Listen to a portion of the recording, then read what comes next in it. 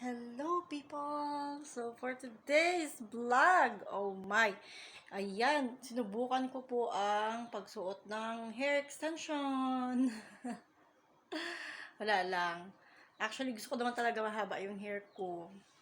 Kaya lang due to hair fall, hormonal changes, I was forced to cut my hair down. So gusto ko siyang humaba ng ganun kabilis. So ngayon, humanap ako ng ibang remedy. Ito, extension. Ayan guys. Sinubukan ko lang naman. Kung ako nakikita yung sa likod, ang haba. Ang haba niya. Para siyang tunay. Actually, pinlansya ko rin siya kanina eh.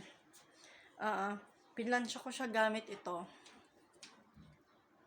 Ayan, hair iron. Kasi medyo magusot siya sa kanyang packaging. So, medyo siguro napilo, ganun. So, magusot siya.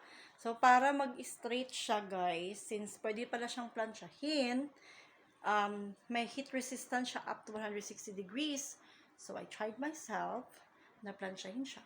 Ayun, super straight na siya. Tsaka super soft. Yan. Char lang.